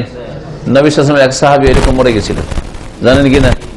নবী সাল্লাল্লাহু আলাইহি ওয়াসাল্লাম সফরে ছিলেন না, আরেক সাহাবী আমির ছিল, আর বেচারা বেশি কিছু জানেন না। আমির সাহেবকে জিজ্ঞেস করেছি, আমির সাহেব আমার তো এরকম স্বপ্নদোষ হয়েছে, তো কি করব, আর ঠান্ডার সময় তো আমার কোনো ছাড় টাড় আছে? না, গোসল করতে হবে, গোসল করতে হবে। দিল গোসল করিয়ে, দিল গোসল করিয়ে, তারপরে মারা গেল লোকটি। নবী করিম সাল্লাল্লাহু আলাইহি ওয়াসাল্লামের কাছে যখন এই সংবাদ সাহাবায়ে কেরাম পৌঁছালেন যে এইরকম কাজ করেছে মুফতি সাহেব, নবী সাল্লাল্লাহু আলাইহি ওয়াসাল্লাম কাতালুহু কাতালাহুল্লাহ, এই লোক খুন করেছে, একে এই ভুল ফতোয়া যে খুন করেছে, আল্লাহ তার সর্বনাশ করুক। জি, রাগান্বিত হলে তাহলে বোঝা গেল অজ্ঞতার সাথে বা অনুমান ভিত্তিক অল্প স্বল্প বিদ্যা নিয়ে ফতোয়াবাজি করা খতরনাক, বিপজ্জনক নিজের জন্য। আর বিকল্প কি? মাটি। মাটি নিজের ইচ্ছা মতো ব্যবহার করবেন না বিশেষ কোন পদ্ধতি আছে? বিশেষ পদ্ধতিতে। পদ্ধতিটা কার কাছ থেকে শিখতে হবে? রাসূলুল্লাহ সাল্লাল্লাহু আলাইহি ওয়াসাল্লাম থেকে শিখতে হবে। হ্যাঁ, আপনার জীবনের প্রত্যেকটি আকীদা, ইবাদত, হালাল হারাম, শরীয়তের বিধিবিধান কার কাছ থেকে নিতে হবে? এক জায়গা থেকে না আরো 2-3টা জায়গা আছে? এক জায়গা থেকে না 4 জায়গা থেকে? এক জায়গা থেকে নিতে হবে। এই কথাই একমত হয়ে গেলে তো ঝামেলা শেষ হয়ে যায়, যে একটি উৎস থেকে নিতে হবে, সেটা হচ্ছে ওহী। আর ওহী হচ্ছে কোরআনে কারীম আর রাসূলুল্লাহ সাল্লাল্লাহু আলাইহি ওয়াসাল্লামের হাদিস। নামাজ কার মতো পড়তে হবে? রাসূলুল্লাহ মতো। রোজা কার মতো রাখতে হবে? রাসূলুল্লাহ মতো। উযু গোসল কার মতো করে করতে হবে? রাসূলুল্লাহ সাল্লাল্লাহু আলাইহি ওয়াসাল্লামের মতো। হ্যাঁ, যাকাত কার মতো দিতে হবে? যেমন নবী সাল্লাল্লাহু আলাইহি ওয়াসাল্লাম বয়ান করেছেন, আর যাকাত যেভাবে নিয়েছেন, জানিয়ে এসেছেন বিধান। হজ কার মতো করতে হবে? রাসূলুল্লাহ। আরাফার ময়দানে সব রকম হজ চলছে, হানফি হজ, শাফি হজ, মালিকি হজ, হাম্বলি হজ, সব রকম হজ চলছে। তো 4 রকম না একরকম করতে হবে? একরকম করতে হবে। এই কথাটা বুঝে নিয়ে সোজা পথ ধরে নেন, জান্নাতের পথে। বলছেন আলা সিফাতিন মাখসুসা, মাটি ব্যবহার করবেন বিশেষ পদ্ধতিতে। ওই রকমই উজুর ক্ষেত্রেও বিশেষ পদ্ধতিতে, উজুরও বিশেষ পদ্ধতি রয়েছে। ওয়াসায়াতি ইনশাআল্লাহ তাআলা বায়ানুন লিসিফাতি তাতাহুর মিনাল হাদাসাইন, আর শীঘ্রই ইনশাআল্লাহ তাআলা বর্ণনা আসবে 2 নাপাকি থেকে, বড় নাপাকি আর ছোট নাপাকি থেকে পবিত্রতা অর্জনের পদ্ধতি বা বিবরণ। এ হচ্ছে হাদাস সম্পর্কে আলোচনা। খাবাস বা নাজাস, ওয়াজাওয়ালুল খাবাস, বা খাবাস হচ্ছে নাজাস। জি, খাবাস আর নাজাস একই জিনিস। এজন্য বাথরুম, টয়লেট, হ্যাঁ, নাজাসাতের জায়গা, যেন বাথরুমে যাওয়ার সময় দোয়া হচ্ছে আল্লাহুম্মা ইন্নী আউযু বিকা মিনাল খুবুসি ওয়াল খাবাইস। তাহলে বোঝা গেল যে নাপাক বস্তুকে খাবাস বলা হয়। নাপাক বস্তু কি বলা হয়? খাবাস বলা হয়। এইরকমই নোংরা, জঘন্য যেগুলো আল্লাহর দৃষ্টিতে, রাসূলের দৃষ্টিতে, শরীয়তের দৃষ্টিতে সেগুলিকে খাবাইস বলা হয়েছে।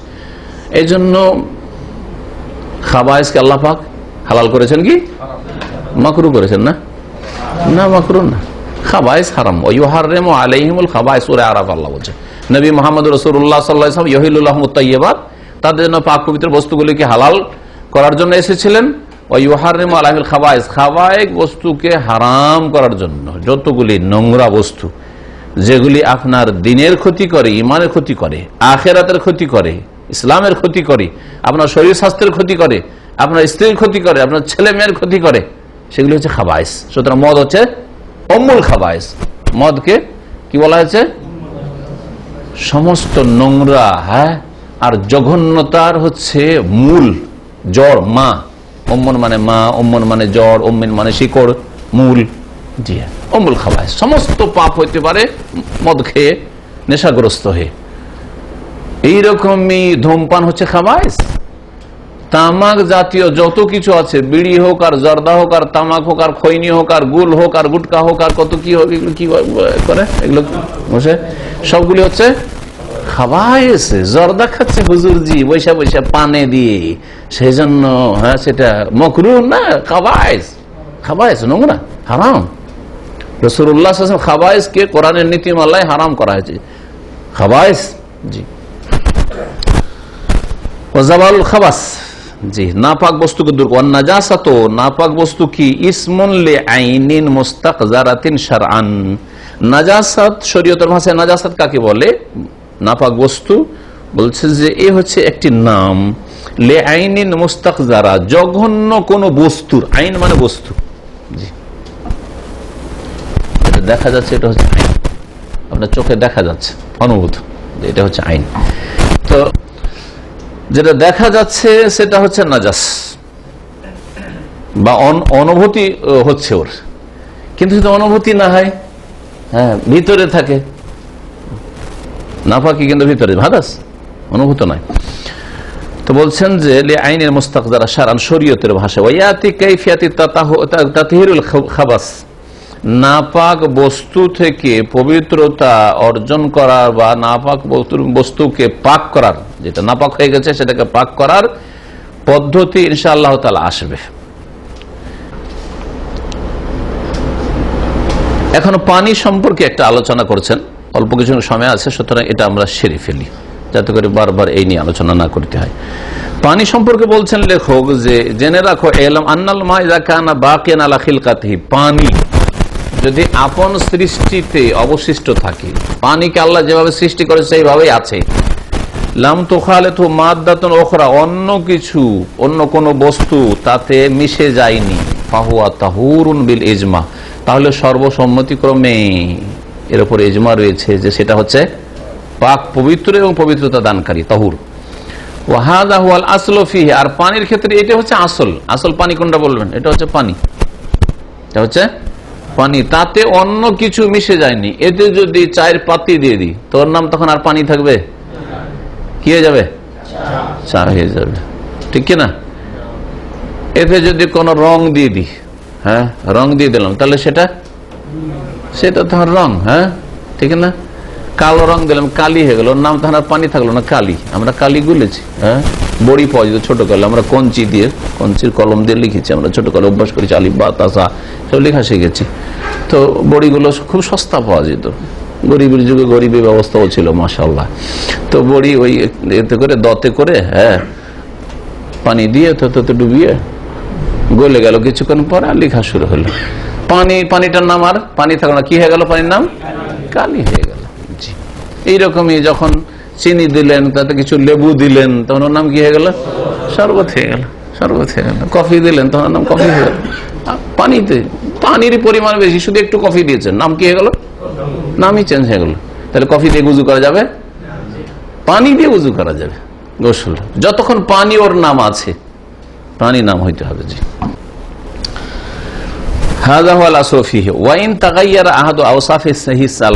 তিনটি পানির বৈশিষ্ট্য বা গুণ আছে।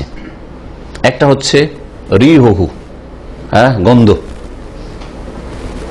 একটা হচ্ছে তামহু, স্বাদ। আরেকটি হচ্ছে লৌনহু, রং। গন্ধ, ঘ্রাণ আর স্বাদ আর রং। পানি যেই রঙের হয় ওইটাই রং, পানির কোনো রং নেই, আপন অবস্থায় আছে, রং পরিবর্তন হয়নি। স্বাদ পানি দেখছেন পানির মতো রঙে আছে, কিন্তু জিভায় দিলে, হ্যাঁ, লবণ দেওয়া হয়েছে, লবণ দিয়ে একেবারে লবণাক্ত হয়ে গেছে। যদিও লবণের ব্যাপারটা এটা অন্যরকম। চিনি দিয়ে মিষ্টি হয়ে গেছে, তাহলে স্বাদ বদলে গেছে কিনা? স্বাদ বদলে গেছে। রং বদলে গেছে, রং বদলার উদাহরণ দিলাম, হ্যাঁ, চা দিলে রং বদলে, যা দিয়ে রং বদলিতে পারে যাতে। জি হ্যাঁ, এখন দুটো অবস্থা, কোন পাক পবিত্র বস্তু পড়ার কারণে রং বদলেছে অথবা না পাক বস্তু, জি দুটো অবস্থা হতে পারে কি পারে না? পেশাব বা পায়খানা পড়ার কারণে রং বদলিতে পারে কি না? পারে না? রং বদলিতে পারে। আর পাক বস্তু, চা পাক, হ্যাঁ ঠিক না, রং পাক, তাহলে পাক বস্তু দিয়ে রং বদলিতে পারে। এইরকমই স্বাদ বদলিতে পারে, স্বাদ কখনো পাক বস্তু দিয়ে বদলিতে পারে, কখনো পাক বস্তু দিয়ে বদলিতে পারে। তাই বলছেন যে তিনটি যে গুণ রয়েছে পানির, এই তিনটি গুণের কোন একটি যদি পরিবর্তন হয়ে যায় না পাক বস্তু পড়ার কারণে বা মিশার কারণে, তাহলে ফাহুয়া নাজাসুন বিল ইজমা, তাহলে সর্বসম্মতিক্রমে সেটা না পাক। কি জন্য? এই তিনটি গুণের একটি বদলে গেছে পায়খানা পড়ার কারণে বা পেশাবের কারণে।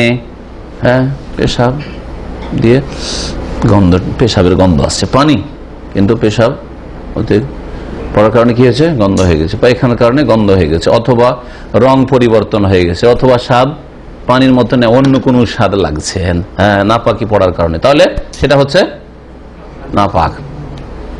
ওয়াইন তাগাইয়ারা আহাদু আওসাফিহি বিমুখালাতাতি মাদ্দাতিন তাহিরা, পাক বস্তু পড়ে যদি পানি রং বদলে যায়, কাওরাকিল আশজার, আমাদের দেশে গাছপালা বেশি তাই না, পুকুর আছে আর গাছ চারিদিকে গাছ, গাছের পাতা পড়ে পড়ে ফাল্গুন মাস, হ্যাঁ গাছের পাতা পড়ে, ফাল্গুন চৈত্র মাস গাছের পাতা পড়ে পড়ে রং একবারে সবুজ হয়ে গেছে, পানির রঙই নেই। অথবা সাবান, বালতিতে পানি ছিল আর সাবান দিয়েছেন, ফেনা হয়ে গেছে, রং বদলে গেছে। আবিল স্নান বা স্নান, এটা এক ধরনের ফল পাওয়া যায় যেটাতে ফেনা হয়, সাবানের কাজ করে। আমরা এককালে শাল পরিষ্কার করতাম, কেউ মুরব্বী থাকলে জানেন, শাল গ্রামে গঞ্জে যদি শাল, তখন তো ড্রাই ওয়াশ ছিল নাকি না, ব্যবস্থাই ছিল। তো কি করা হইতো, বলছে শাল, প্রথম যখন শাল ব্যবহার করতে লাগি মামার কাছ থেকে শিখলাম, মামা শ্বশুর বাড়ি থেকে একটা শাল পেয়েছে, দেখি শালটা ব্যবহার করা, শালটা পরিষ্কার করার সময় একটা ফল দেয়, রিঠার ফল সম্ভবত, যদি ভুলে না গিয়ে থাকি, হ্যাঁ মাশাআল্লাহ, রিঠার ফল দিয়ে ফেনা করে তারপর সাফ করছে। ওতে কিন্তু সাবান দিয়ে সাবান ঘষা ওই কাজ করে না, বা সার্ফ তো পরে আসলো, এক যুগে সার্ফ ছিল না, কাপড় চোপড় সাবান দিয়ে মানুষ সাফ করতে আমাদের দেশে।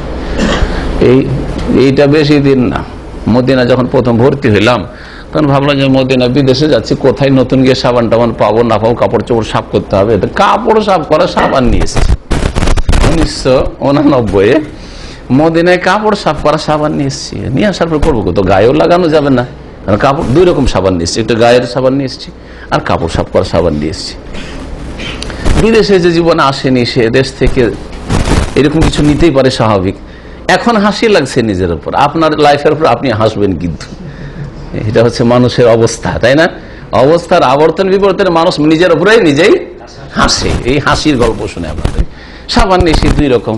আসার পর দেখি এখানকার ড্রাই আবহাওয়ার কারণে দেশের সাবান এখানে এসে হাড়ের মতো শক্ত হয়ে গেছে, শরীরে ঘষলে মনে হচ্ছে চামড়া ক্ষয় করে দিল।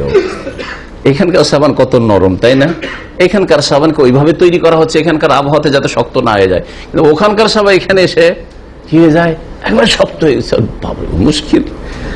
এর বিপরীত দেশে যখন গেলাম তখন ডোব সাবান নিয়ে গেলাম, খুব ভালো লাগে, প্রথম জীবনে ডোব সাবান এইখান থেকে নিয়ে গেলাম। দেশে নিয়ে গিয়ে আমাদের দেশে জলীয় বাষ্প বেশি, সাথে সাথে আবহাওয়া এমনিতে গলে যায়,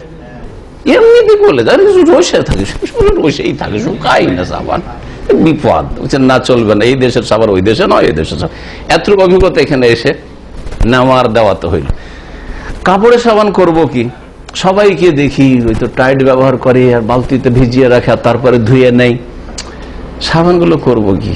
যদি একদিন বাথরুমের দরজাটা বা গোসলখানার দরজাটা খুলে, গোসলখানা আলাদা আর বাথরুম আলাদা, ওইখানে সিস্টেম মদিনা ইউনিভার্সিটির হোস্টেলে একদিকে বাথরুম আছে যেখানে পেশাব পায়খানার ব্যবস্থা, আর একদিকে আছে শুধু গোসলখানা করা আছে, ওর মধ্যে বাথরুম নেই। তো এই গোসলখানাতে গিয়ে জায়গা আছে সাবান ঘষা টোষার, তো এরকম সাবান ঘুষছি কাপড়ে, আমাকে দেখে তো পুরাতন ছেলে হাসছে, আরে করেন কি আপনি, করেন কি আপনি, কাপড় সাফ করে বলছি। এই দেশে কাপড় সাফ, এই সাবান পেলেন কোথায়? দেশ থেকে নিয়ে এসেছি। আরো আসে, দেশ থেকে সাবান নিয়েছি কাপড় সাফ করা, কাপড় সাফ করা সাবান। যাই হোক, কোন রকম করে দেখলাম যে না, মানুষজনের সামনে আরে কাপড়ে সাবান নেওয়া যাবে না, কাপড়ে সাবান নেওয়া যাবে, লুকিয়ে লুকিয়ে, তখন দরজা লক করে। আল্লাহ, জি হ্যাঁ, কি বলছিলাম? হ্যাঁ হ্যাঁ, তো সাবান, সাবান অথবা সাবনকে সাবনই সাবান বলছে। আর কিছু আছে পাতা অথবা ফল যেগুলোতে কি হয়, ফেনা হয়, সেগুলি দিয়ে কাপড় চোপড় সাফ করে। আবার সিদ্র অথবা বরই পাতা, কুল পাতা, বরই পাতা পড়ার কারণে, আও গায়রা যালিকা, এইরকম অন্য কিছু মিনাল মাওয়াদিত তাহেরা, পবিত্র ম্যাটেরিয়াল, ধাতু, মাদ্দাতু মানে ধাতু, পবিত্র ধাতু, আজকাল বিভিন্ন কেমিক্যাল অথবা এইরকম কিছু পড়। ওয়ালাম ইয়াগলিব যালিকাল মুখারি। এখন প্রশ্ন, নাপাক যদি পড়ে, নাপাক পড়ার কারণে 3 গুণের একটা গুণ যদি পরিবর্তন হয়ে যায়, তাহলে কি হুকুম? তাহলে পানিটা তখন কি হয়ে যাবে? নাপাক। কোন ইখতিলাফ আছে? বিল ইজমা, সর্বসম্মতিক্রমে, সহজ হয়ে গেল মাসালা। তাহলে পাক বস্তু যদি পড়ে তাহলে কি হবে? তখন দুটো অবস্থা হবে, পাক বস্তু পড়েছে কিন্তু যার সাথে মিশেছে, পাক বস্তু পানির সাথে মিশেছে, মিশার পরে ওই পাক বস্তুটা পানির ওপর বিস্তার লাভ করেনি, প্রাধান্য পায়নি, পানিটাই প্রাধান্য পেয়ে আছে, পানিটা কি আছে? প্রাধান্য পেয়ে আছে। তাহলে এই ক্ষেত্রে তাতে পবিত্রতা অর্জন করা যেতে পারে, কিন্তু এতে ওলামাদের কিছু ইখতিলাফ আছে, এতে ইখতিলাফ আছে। যদি প্রাধান্য না পেয়ে থাকে, না পাইয়ে থাকে, বললাম না পেয়ে থাকে, আর যদি প্রাধান্য পেয়ে যায়, চায়ের পাতি দিলেন পানিতে, প্রাধান্য পাবে যেটা ওতে মিশলো, না পানি প্রাধান্য পেয়ে থাকবে? হ্যাঁ, যেটা মিশেছে, মানে চায়ের নাম এখন কি হয়ে গেল? পানি থাকছে না, চা প্রাধান্য পেয়ে গেল, যদিও পরিমাণে অল্প, ঠিক না? লবণ আর চিনি দিলে, হ্যাঁ, লবণ চিনি যদি অল্প দেওয়া হয়, হ্যাঁ, তাহলে হ্যাঁ অল্প দেওয়া হয়, অল্প, তাহলে স্বাদ পরিবর্তন তেমন হবে না, আর রঙও পরিবর্তন হবে না, রং তো পরিবর্তন হবে না সাধারণত, আর হ্যাঁ ঘ্রাণও পরিবর্তন হবে না। যদি না হয় তাহলে এর নাম কি বলবেন? আমাদের দেশের জামাইকে ঠগে, অপদস্থ করে, অপমান করে, দেখেছেন? এটা দেখে যখন বিবাহর আগে দেখেছিলাম, তখন আল্লাহ, বিয়ের দিনে এরকম বেজ্জতি না উঠাইতে হয়, এরকম 3টে রাখা আছে গ্লাস, উল্টো করে রেখেছে, দেখেছেন কি? হ্যাঁ, এরকম করে রাখা থাকে, বাঁধাইকে রাখা থাকে, আল্লাহ জানে কিভাবে তা রাখা থাকে, যাই হোক রাখা থাকে, না সোজা রাখা থাকে, উল্টে দিলে পড়ে যাবে, রাখা থাকে। একটাতে পানি থাকে, আর একটাতে শরবত থাকে, হ্যাঁ, আর একটাতে লবণ পানি থাকে, না? তো জানেন, তাহলে আমার জানা ছিল না। তো গিয়েছি বিবাহে, বরযাত্রী গিয়েছি, ছোট ছেলে 12-13 বছরে, এরকম সময়গুলো 14 বছরে, দেখি ওইরকম 3টা রাখা আছে, ও খাবে একটা, 3টা রেখেছে। জামাই, আবার জামাইয়ের সাথে একজন বসতে হবে, বন্ধু বসতে হবে, একটা ওর ফ্রেন্ড লাগবে, জানেন না, ফ্রেন্ড বসতে হবে, তো ওর জন্য রাখা আছে। ও ফ্রেন্ডটা কিন্তু হেল্পার হয় ভালো, ওকে ইশারা করে, রে ওই দিক থেকে শুরু করবি, তুই ওইটা দিয়ে শুরু করবি। তো ওইখানে কি হিকমত আছে, কিভাবে শুরু করতে হবে জানা আছে কিছু? যার কিছুই জানার নাই, সে ভাবে যে 3টা রাখা আছে, যে কোনো একটা নিলেই তো হয়, মাঝখানটা নিয়ে খেলো, অথবা মাঝখানটা এই দিকটা বাম দিক থেকে নিয়েছে, কারণ আমাদের দেশের লোক তো আবার বাম হাতে খেতে অভ্যস্ত, পানি বাম দিকেটাই ধরেছে, যে বাম দিকটাই মনে করছে যে লবণ দেওয়া আছে, আর লাগলো সব হাসতে। যেটা শিখেছিলাম তাদের কাছ থেকে, প্রথমটা পানি আছে ওইটা নিয়ে একটু কুলি করেন, হ্যাঁ, নতুন জামাই, আর দ্বিতীয়টা শরবত আছে ওইটা খান, পান করেন, আর তৃতীয় দিয়ে হ্যাঁ কি করেন, হাত ধোয়ার জন্য। মাশাআল্লাহ, জামা চাইতে বেশি জানছেন, সুবহানাল্লাহ। যারা বিয়ে করেনি তারা একটু কিছু শিখলো, কিন্তু এইরকম ঠকামি করা, ধোকাবাজি করা কি ইসলামে জায়েজ? প্রশ্ন আপনাদের, জায়েজ? মানুষকে অপমান করা জায়েজ নাই, আর মেহমান সে অতিথি মেহমানকে অপমান করা জায়েজ নয়। এক, 2 নম্বর কথা, মান গাশানা ফালাইসা না, যে ধোকা দিবে সে আমার উম্মতের লোক নবী সাল্লাল্লাহু আলাইহি ওয়াসাল্লাম, ধোকা না। সেখানে মাঝখানে শরবত রেখেছেন, আমি যদি ওই সম্পর্কে কোনো মানে অভিজ্ঞতা না থাকে তো আমি জানবো কি করে যে এটা শরবত পান করার জন্য, এটা গুলি করার জন্য, এটাই খেয়ে নিলাম, হ্যাঁ হ্যাঁ করে হাসতে শুরু করলেন আপনারা, ঠিক না? তো কথা হচ্ছে এইসব ঠকামি করা ইসলামে জায়েজ নাই। যাক, সময় বেশি হয়ে যাচ্ছে, শেষ করতে যাচ্ছি। তো বলছেন যে যদি কোন পাক বস্তু মিশে যায়, আর মিশে যাওয়ার পরে সেই পাক বস্তুটা পানির ওপর প্রাধান্য না পায়, তাহলে ফালে বাদিল ওলামায়ে ফি যালিকা তাফাসিল ওয়া খিলাফ, কিছু ওলামারা এই সম্পর্কে ইখতিলাফ করেছেন। বলেছেন সেটা তাহের কিন্তু মুতাহির না, কিন্তু সঠিক হচ্ছে যেটা, সেটা হচ্ছে ওয়াসাহিহু আন্নাহু তাহুরুন, সেটা হচ্ছে নিজেও পবিত্র আর অন্যকে পবিত্রতা দিতে পারে। তাহলে উদাহরণস্বরূপ এই পানিতে যদি লবণ কিছুটা মিশিয়ে দেওয়া হয় অথবা চিনি মিশিয়ে দেওয়া হয়, আর লবণ চিনি সেটা এত প্রাধান্য পেয়ে যায়নি যে তার নাম শরবত হয়ে যাবে, বরং পানি নাম আছে, হ্যাঁ পানি নাম আছে, তাহলে সেটা কি তাহুর, সেটা নিজেও পাক, আর সেটা দিয়ে উযু করা বা গোসল করা যাবে। ইয়াজুজু তাতাহুরু বিহি মিনাল হাদাস, হাদাস থেকে পবিত্রতা অর্জন করা যাবে, ও তাতাহুরু বিহি মিনান নাজাস, আর নাপাকি বস্তু দূর করা যাবে তা দিয়ে, নাপাকি কিছু লেগে আছে তা দূর করা যাবে। তাহলে বোঝা গেল এর দ্বারা যে পানি 2 ভাগে বিভক্ত। পানি কয় ভাগে বিভক্ত? তাহুরুন আর নাজাসুন, তাহুর আর নাজাস, এটা হচ্ছে সঠিক মত। আল্লামা শাইখুল হাসান রাহমাতুল্লাহ আলাইহি, তার আগে অনেক ওলামারাই ফুকাহারাই বলেছেন, আর এইটাই ঠিক, পানি 2 ভাগে বিভক্ত, তাহুর এবং নাজাস। পাক, নিজেও পাক, অন্যকে পাক করতে পারে, আর আরেকটা হচ্ছে নাপাক পানি। পাক পানি নিজেও পাক, অন্যকে পাক করতে পারে, যার নাম তাহুর। আর আরেকটা হচ্ছে নাজাস, নাপাক পানি, নিজেও নাপাক আর অন্যকে পাক করতে পারে না। আরেক দল ওলামারা বলছেন পানি 3 ভাগে বিভক্ত, বেশ কিছু ফুকাহারা এরকম করেছেন, তাহুরুন তাহিরুন আর নাজাসুন। তাহুর, তাহের আর নাজাস তাদের কাছে। তাহুর কোনটা? বলছে এমন পানি যেই পানির গুণটন বদলেনি কিছু, তাহলে সেটা হচ্ছে তাহুর, নিজেও পাক আর অন্যকে পাক করতে পারে। তাহের কোন পানি? যেই পানির রং বদলেছে অথবা স্বাদ বদলেছে অথবা ঘ্রাণ বদলেছে, কিন্তু পাক বস্তু পড়ে, পাক বস্তু পড়ে আর ওর উপর বিস্তার লাভ করেনি, বদলেছে, এরকম কিছু হয়েছে, তাহলে এটা হচ্ছে তাদের কাছে। যেমন গাছের পাতা পড়ে আমাদের দেশের পুকুরের পানি, জলাশয়ের পানি, ইত্যাদি রং বদলে থাকে না, থাকে না? তো এটা তারা বলছে যে কি এটা তাহের কিন্তু মোতাহের না। এইরকমই যারা বলছে ব্যবহার করা পানি মায়ে মুস্তামাল, উযু গোসল করা পানি, ধরেন একটা এতে বড় মটকাতে পানি আছে, আর ওতে ডুব দিয়ে বা ছোট বাচ্চাকে ডুবিয়ে গোসল করিয়ে নিয়েছেন, মায়ে মুস্তামাল, এটা হচ্ছে ব্যবহৃত পানি। এই পানিটা কি নাপাক? পেশাব টেশাব করেন তো নাপাক করতে গেল, নাপাক তো নয়। তাহলে ওর গুণ বদলেছে কিছু? গুণ বদলেনি, ওদের গোসল করেছে। তো একদল বলছে যে এটা হচ্ছে তাহের কিন্তু মুতাহের না, কিন্তু মায়ে মুস্তামাল হয়ে গেছে। আর একদল বলছে মায়ে মুস্তামাল নাপাক, যেমন হানাফি বলছে মায়ে মুস্তামাল নাপাক, উযু করে যে পানিগুলো ঝরে পড়ছে বা গোসল করে পড়ছে এগুলো নাপাক। তো এই নাপাক হলে তো মহা মুশকিল হয়ে যাবে। কোন লোক আছে যে বালতি থেকে গোসল করছে, বালতি থেকে উঠিয়ে গোসল করছে, আর বালতিতে ছিটে পানি পড়ে না গা থেকে? আছে নাকি কেউ? হাত ডুবা কেন? নাই ডুবে, এমনিও ছিটের পানি পড়ছে। মায়ে মুস্তামাল নাপাকও না, আর যদি তার এই গুণগুলি পরিবর্তন না হয় তাহলে সেটা তাহুর, কিন্তু একদল বলছে তাহের।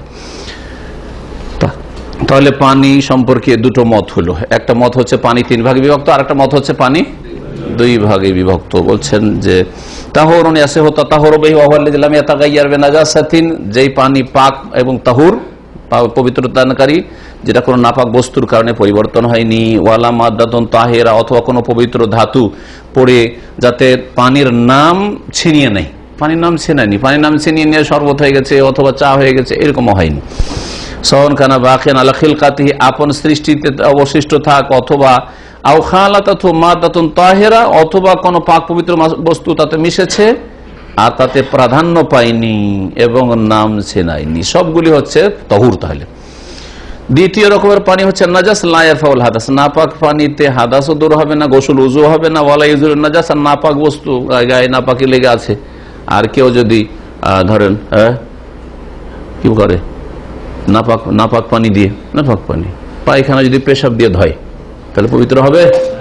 তা হবে না। ওয়ালা ইউজুরুন নাজাস ওয়া মা তাগায়্যারা লাউনুহু, যার রং বদলে গেছে অথবা আউরিহ অথবা ঘ্রাণ বদলে গেছে অথবা স্বাদ বদলে গেছে, কিসের কারণে? নাপাকির কারণে। এখানে আজকের আলোচনা শেষ করছি, আর বেশি লম্বা করার প্রয়োজন নেই, কারণ আসল বিষয় ইনশাআল্লাহ তাআলা আমাদের হয়ে গেছে। সাল্লাল্লাহু আলাইহি ওয়া সাল্লাম নবিয়ানা মুহাম্মদ ওয়া আলা আলিহি ওয়া সাহবিহি আজমাইন।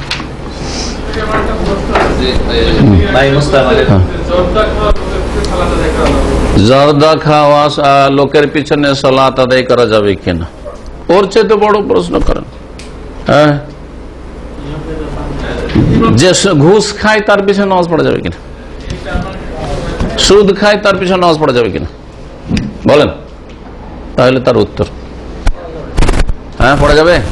ঘুষখোর অফিসার নামাজ পড়া যাবে না? যাবে না কেন? আমাদের স্যার হুজুরা যার নামাজ পড়ে তারা হারাম খায় না, খালি ঘুষ খাওয়াটাই হারাম। হ্যাঁ, কোরআন খানি যে কন্ট্যাক্ট করে যে আপনার এক খতম দিয়ে দেবো এত টাকা লাগবে, এটা হারাম কিনা? হ্যাঁ, সব হারাম, সব হারাম। কি বলছিলাম? শরীয়তের একটি মাসলা শুনে রাখেন, মধ্যম পন্থা অবলম্বন করেন, এফরাত না তাফরিত না, কট্টরপন্থী বাড়াবাড়িও করবেন না, আর একবারে একবারে ছেড়ে দিবেন না। একবারে শরীয়তে যতটা আছে ততটাই বলতে হবে। সেটা হচ্ছে যে কোনো মুসলিমের পেছনে নামাজ হবে, সে যদি মুসলিম থাকে, তার ঈমান ইসলাম ভঙ্গ না হয়, কাফের না হয়ে থাকে, মুশরিক না হয়ে থাকে, বড় ধরনের আকীদা ধ্বংসকারী বিষয় তার মধ্যে না থাকে, যত বড় ফাসিক হোক না কেন, সুদখোর, ঘুষখোর, তারপরে এই যে হারাম ধর্মে মিলাদ করে খাচ্ছে আর কোরআন খানি করে খাচ্ছে, তারপরে তাবিজ যদিও শিরক, এটা বড় শিরকও চলে যেতে পারে, সেই জন্য তাবিজের ক্ষেত্রে একটু সতর্কতা অবলম্বন আরো বেশি করতে হবে, কারণ তাবিজ যদি শিরকি কথা থাকে অথবা এমন কিছু আছে যেগুলো বোধগম্য নয়, তাহলে বড় শিরক। তো যারা হারাম খায় তাদের পিছনে নামাজ হবে, সুতরাং জর্দাখোরের পিছনে নামাজ হবে, সিগারেট খায় তার পিছনে নামাজ হবে, তারা হচ্ছে ফাসিক, তারা হচ্ছে ফাসিক। টাকনার নিচে কাপড় থাকবে তাদের পিছনে নামাজ হবে, দাড়ি না থাকে তাও নামাজ হবে তার পিছনে। কিন্তু ইমামের রাতেব, স্থায়ী ইমাম অসৎ লোককে বানাইতে হবে না। মসজিদের পেশ ইমাম, আমাদের দেশে বলে, কি বলে? পেশ ইমাম। হ্যাঁ, স্থায়ী ইমাম বানাতে হবে না, কোন গুনাহগার ফাসিক লোককে সৎ লোক দেখে বানাইতে হবে। কিন্তু সবগুলি যদি একই কুরের থাকে, সবগুলি একই রকমের, তো কি করবেন? 10 জন লোক নামাজ পড়েছে আপনার কোম্পানিতে, সবগুলি টাকনার নিচে কাপড়, বলছে টাকনার নিচে কাপড় থাকলে ইমামতি দেওয়া যাবে না, ওই সব একা একা নামাজ পড়ো নাকি? বুঝা গেছে? মসজিদে আজকাল গিয়ে দেখা যাচ্ছে যে মসজিদ ইমাম নাই, মুয়াজ্জিনও নাই। সৌদি মসজিদ দেখা যাচ্ছে ইমামও নেই, মুয়াজ্জিনের, বাকি মুসল্লি মাশাআল্লাহ কারো দাড়ি নেই, কারো দাড়ি নেই, মিস্ত্রি হাফেজ পর্যন্ত দাড়ি নেই, বড় বড় হাফেজের দাড়ি নেই। করবেনটা কি? বলছে সব একা একা পড়ে চলে যাও, কারণ সব ফাসিকের দল, কেউ কারো পিছনে নামাজ পড়া যাবে না। তো হ্যাঁ, না, তাদেরই একজনকে দেখতে হবে যে সবটি দাড়ি মন না, কিন্তু দেখেন যে এর মধ্যে একটু বেশি ভালো গুণকার মধ্যে আছে, কোরআন কার ভালো মুখস্থ আছে, কোরআনকে সুন্দর পড়তে পারে, অথবা দিন শরীয়ত সম্পর্কে কার বেশি জ্ঞান আছে ইত্যাদি, এসব দেখে নামাজ তার পিছনে পড়বেন। হ্যাঁ, কার পিছনে নামাজ হবে না? বড় শিরকি আকীদা আছে, কবর মাজারে যাই এই আশা নিয়ে যখন কিছু পাওয়া যাবে, অথবা পীরদের সম্পর্কে ধারণা রাখে যে তারা মারিফতের মাধ্যমে গায়বের খবর জানতে পারে। বুঝা গেছে? তাবিজ আমাকে রক্ষা করেছে, না হলে মরে যেতাম। বড় শিরকি গুলো, বড় শিরকি আকীদা যদি, অথবা নামাজ পড়ে না, বেনামাজের পিছনে নামাজ হবে না, কারণ বেনামাজি মুসলিম নয়। বেনামাজি আধা নামাজি মাঝে মাঝে নামাজ পড়ে, মাঝে মাঝে পড়ে না, ওকে মানে না, ওর পিছনে নামাজ জায়েজ না, বেনামাজের পিছনে নামাজ জায়েজ না। বুঝতে পেরেছেন? সুতরাং জর্দা খাওয়া লোক, সিগারেট খাওয়া লোক, এদের পিছনে নামাজ হবে, এরা ফাসিক গুনাহগার। জি, আর কিছু না হলে চলে, টাইম হয়ে গেছে। হ্যাঁ, শেখ আব্দুল আজিজ তোরাইফি। আচ্ছা আচ্ছা, এক ভাই দোয়া চাইছেন মায়ের জন্য, আল্লাহ পাক যেন সুস্থ রাখেন, আল্লাহ সহি সালামতে রাখেন, আল্লাহ অসুস্থ থাকলে আল্লাহ যেন শিফা দান করেন। আমাদের দিনী ভাইরা অনেক অসুস্থ, আল্লাহ যেন শিফা দান করেন। জি, সুবহানাক আল্লাহুম্মা ওয়া বিহামদিকা আশহাদু আল্লা ইলাহা ইল্লা আনতা আস্তাগফিরুকা ওয়া আতুবু ইলাইক। আস্তাগফিরুল্লাহ ওয়া আতুবু ইলাইহি।